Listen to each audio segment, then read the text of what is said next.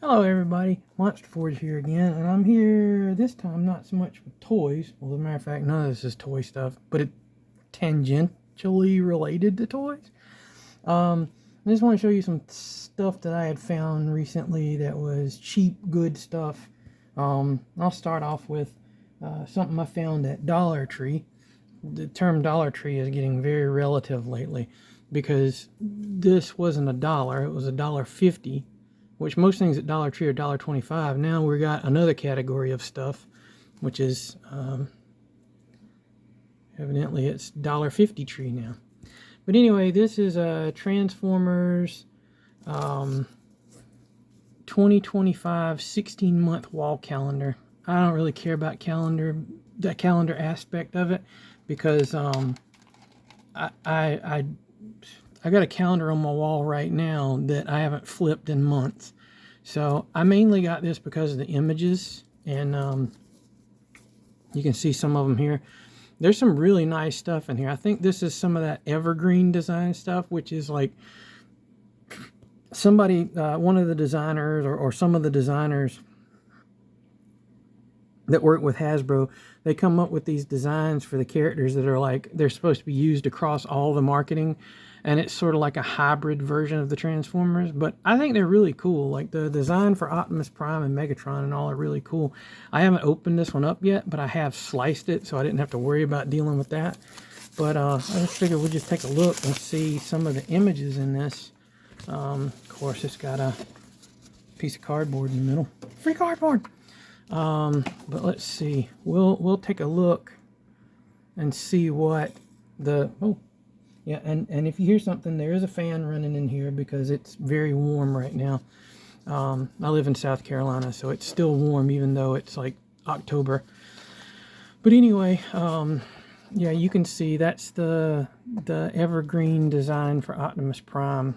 Really cool. There's some really neat artwork associated with this, but we do have the last few months of 2024 on here, and that's why they call it a 16-month, I guess, or was it 15th? I can't remember. Anyway, there's the evergreen Bumblebee design, and I like it okay. It's not, you know, the Bumblebee that we all know and love from back in the day. Optimus Prime looks much more like Optimus Prime usually looks. Bumblebee looks more like the incarnations of Bumblebee in the last few years. But here's your first image you got here with Optimus Prime. What is, there's something caught in my fan. Get out of there, foul demon. Anyway, Optimus Prime. I always like it when they put the name there, just in case you didn't know who that was. How could you not know who Optimus Prime is? And there's a nice render of Bumblebee and all his evergreen design glory. And okay, you know what? I don't know what's going on with this fan, but it's getting turned off because that's going to annoy the crap out of me. I'll just have to sweat through it. Anyway, it's Bumblebee. It's a pretty nice design. It's kind of a compromise between the Volkswagen Bug and the Camaro. So you get this weird something kind of car.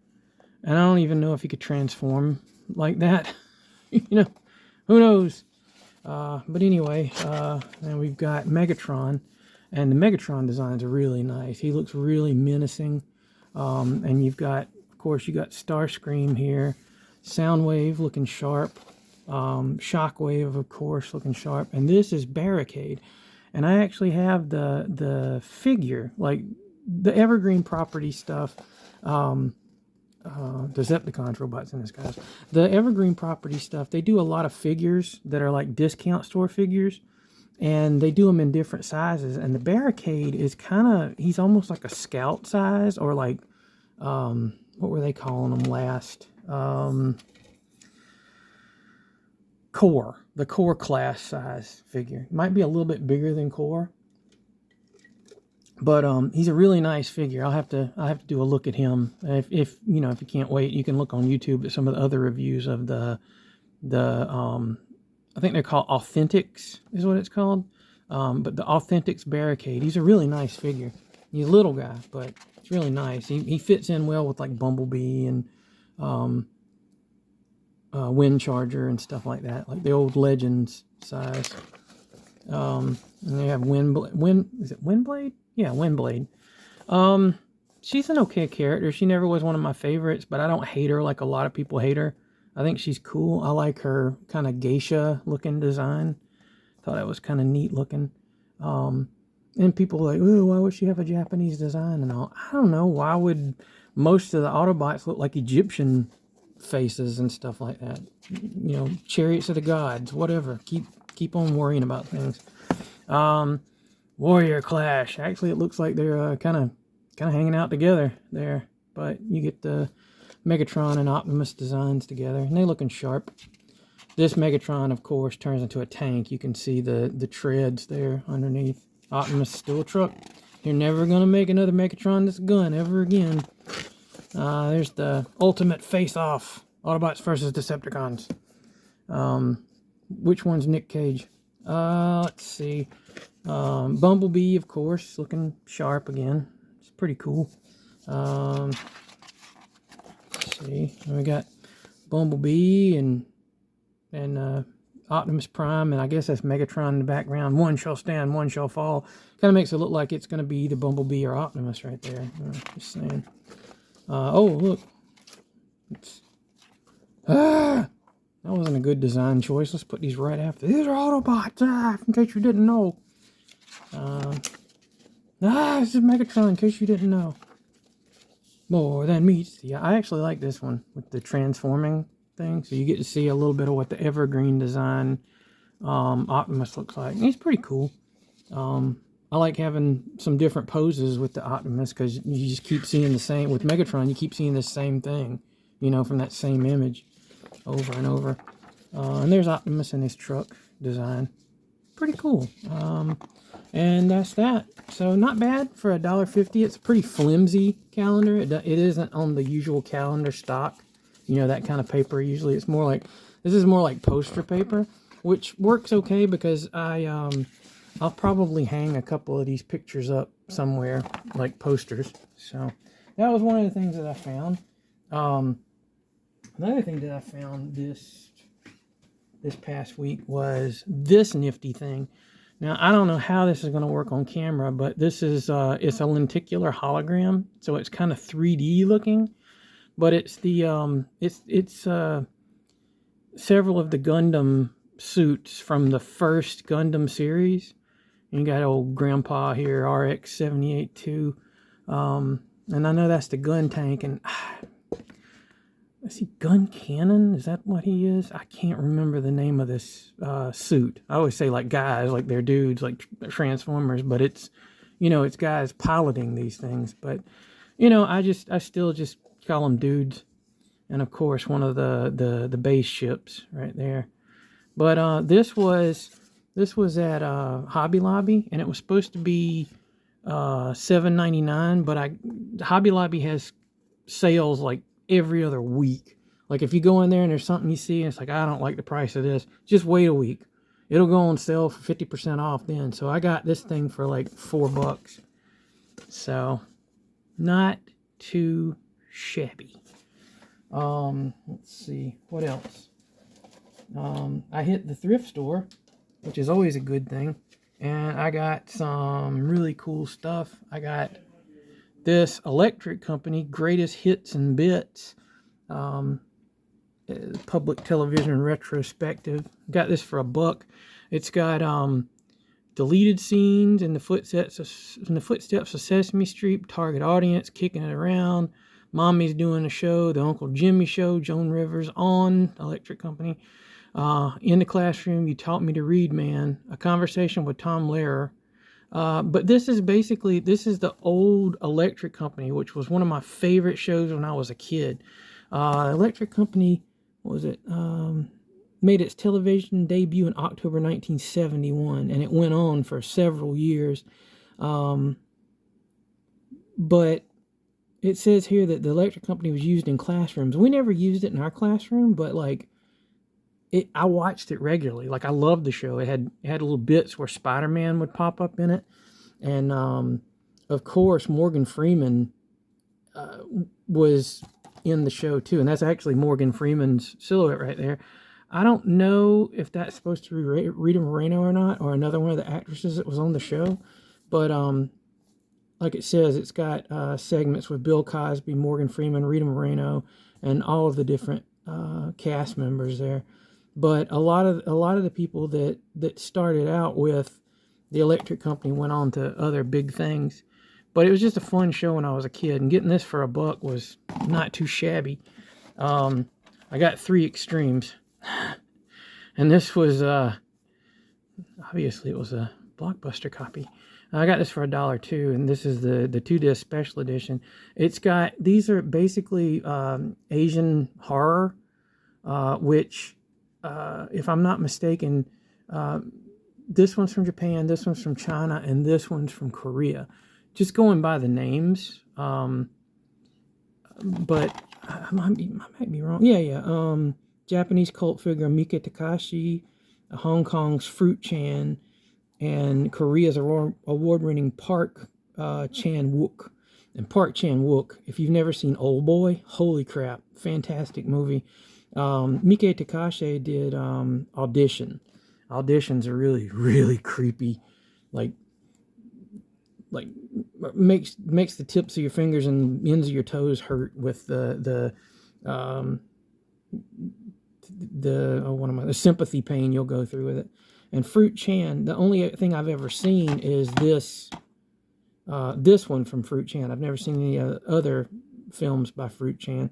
But my buddy and I years ago we rented this and watched it, and Dumplings is one of the most disturbing horror. They're kind of short stories, if I remember correctly. Like they're, do they have the time for them? Yeah, the whole thing's like 126 minutes. So they're short films, but the Dumplings one is just, it's got my gal Bai Ling in it, and she's just creepy. I got this. I haven't seen it yet. This is the Rogue cut of Days of Future Past. Days of Future Past, in my opinion, is one of the very finest X-Men movies they ever made. Now, this says that it includes both the theatrical version and the unrated cut of the film. And I don't know. It says, never before seen alternate cut of the film plus 90 minutes of all new immersive special features. I don't think I've ever seen the alternate cut of the movie, so that should be very interesting. Yeah, not too bad for $1. All of these DVDs were $1. Of course, you can't go wrong with Cabin in the Wood. It's Joss Whedon horror film, but it's more than just a horror film. There's a lot going on in this movie, and if you haven't seen it, you need to do yourself a favor. If you don't know anything about this movie, you can start watching it, and you will not be able to tell where it's going to end up from the beginning, unless you know something about it. It has that many twists and turns in it, just like the house on the cover. Can't tell you too much about it without spoiling it, but if you've seen it, you know it's fantastic. This was unopened. The DVD's loose in here, which is kind of worrisome, but I haven't opened it yet. A lot of times I don't get around to watching movies for a while after I bought them.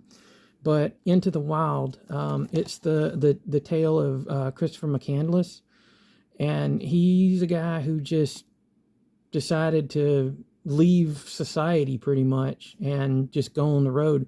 He went out into the wilderness, and this is like a retelling of what happened with him. Kind of a tragic story. Well, not kind of. It's a tragic story, but I've always wanted to see this film. I knew about the story, but I had a friend who really was nuts about this one, so I figured for $1 I can't go wrong. And this one's a complete gamble. This might be a complete piece of crap, but this was the violent kind. Don't know anything about it. Producers of Halloween Texas Chainsaw Massacre, or as I like to call it, Massacre. Variety says buckets of blood run throughout. Kind is violent. Violent kind, a ruthless pack of unstoppable psychopaths terrorizing the wilds of Northern California. Now there are eyes on young Cody, a member of a notorious biker gang whose ex-girlfriend Michelle turns up hysterical, drenched in blood, and carrying a dark, terrifying secret. Unrelenting and wildly unpredictable, this acclaimed shocker from the Butcher Brothers, directors of the horror hit The Hamiltons, shocked audiences at Sundance and takes you on a wild ride you'll never forget. So, who knows? Could be great. It could be just absolutely awful. But that was the movie finds that I found at the thrift store. The other thing I found at the thrift store was this, Battle Royale. And this is the novel that the movie Battle Royale was based on. And if you've never seen Battle Royale, I've never read the book. I'm going to start reading this very soon. Because I did finally finish reading The Silmarillion, so I need something else to read while I'm at work. But anyway, this is, as I like to say, Battle Royale. Now, I have the movie. It's a bootleg copy of the movie. You know, don't judge me. Battle Royale, it's got Beat Takeshi in it, and Takeshi Kitano is a fantastic actor. He is amazing. And did he direct this one? No, he didn't. I don't think he directed this one. No, but he's in it. This is basically this is like a cooler, more violent version of the Hunger Games. You pit kids against each other and watch them try to kill one another off. It's really violent and really twisted, but it's a fantastic story to it. Never saw the sequel to it. I heard it's not quite as good as the original, and some people say it's better. I don't know.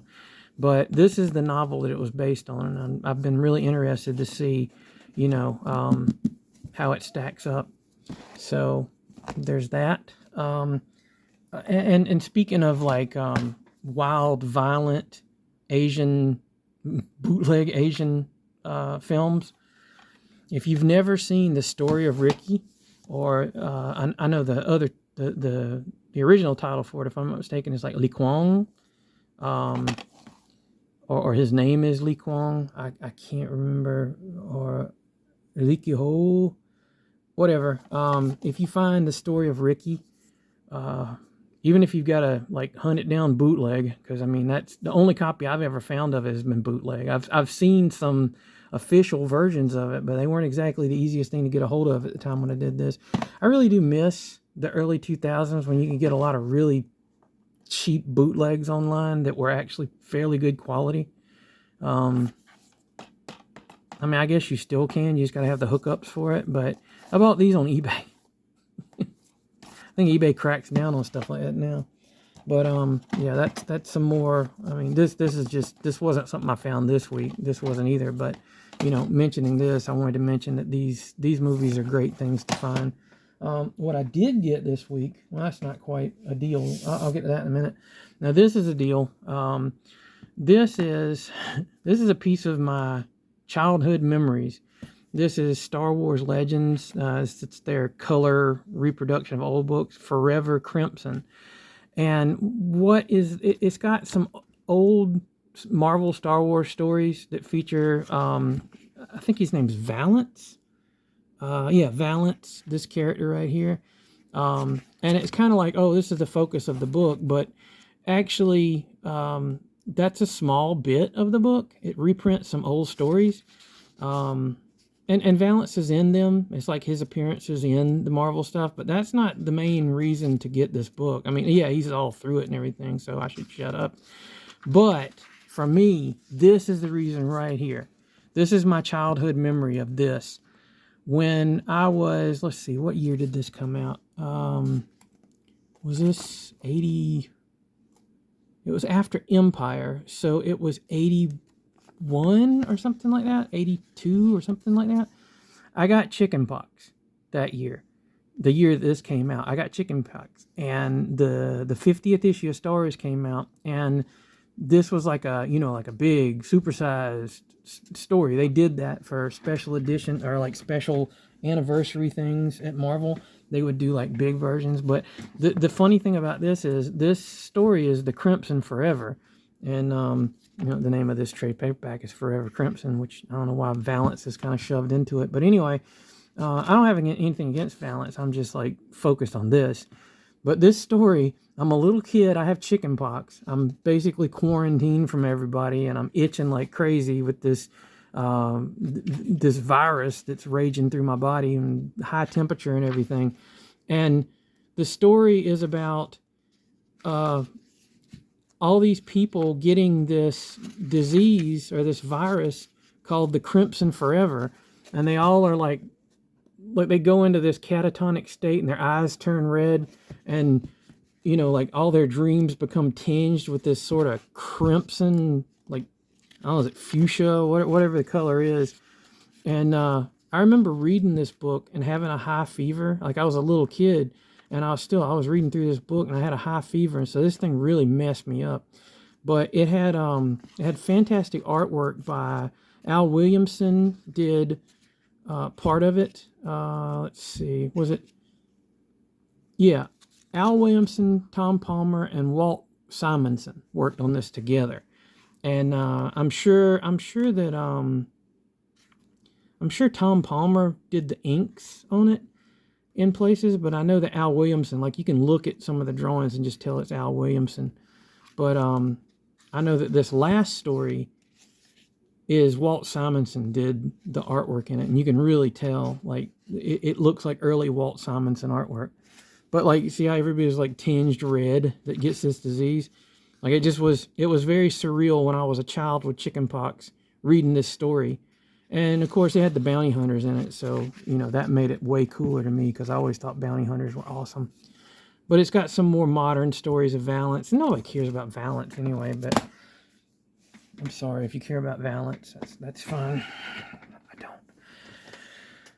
But the final thing I want to talk about, and this is not so much deal. This is like it is a deal because of the actual price of a newly released movie. But I picked this up this week. In a Violent Nature. Holy moly. This movie is so awesome. It's like the new slasher movie for this era. I mean, along with Terrifier, of course. I love both, but this is different. Whereas Terrifier is like over the top, like sadistic violence and stuff like that. This is a different thing altogether. It's Kurosawa meets Friday the 13th. I can't really think of a better way. Or like not so much like Kurosawa, but maybe what's his name? The guy who did Elephant and The Last Days with Kurt Cobain. Is it Van Sant? Anyway, Elephant. Or is it White Elephant? No, it's just Elephant. A very slow-paced, kind of quiet, subdued film with moments of incredible violence. And that's really what this is like. And the less you know about this movie, the better. Like, if you go into it not knowing anything about the characters and all, I mean, you probably already paused it and looked at it if you wanted to read the thing. I mean, there you go if you want to. But, anybody that doesn't, it's best to watch this one not knowing anything about it. What you do need to know is it is incredibly violent in parts, and just watch it. It's really good. This was only like $12.97, and it's a new release, so that's a steal right there. Normally, I was like expecting I was going to be like, well, it's a DVD. It's not a Blu-ray. I'm sure the Blu-ray is coming out and it'll be all special and everything. But I had really wanted to see this one. I missed it when it was in theaters. And a buddy of mine was just telling me about how good it is. And so when I saw it the other day in Walmart for $12.97, I said, it was mine. And I watched it as soon as I got home. And I've seen it now a few times. And it's not what you expect out of a horror movie. It's from, not completely, but it's kind of from the perspective of the killer. It's not like one of those found footage movies or anything like that. It's just, you kind of follow him as he goes through his, what he does on any given day. very good. I highly recommend it. It's got a slow pace. I'll warn you right now. It's not like fast pace where he's like, like ripping people apart and stuff. Really, I mean, there are some people ripped apart, but it's not what you're expecting. Just give it a shot. If you hate it, you hate it. But if you're like me, you'll love it. But that's been some of the things that I found just recently. And I just kind of wanted to, include you guys in on that. I know that we like talking about toys and stuff, but this is a little departure from talking about toys and just looking at some of the other stuff that I found. And I might do this again if people like it. I love movies. I love comics. I love all kind of pop culture stuff. But anyway, if you like the video, give it a thumb up. Leave a comment. I love reading your comments. I will reply to any comment left. So, it's good talking with you guys. Have a good day. Monster Forge out.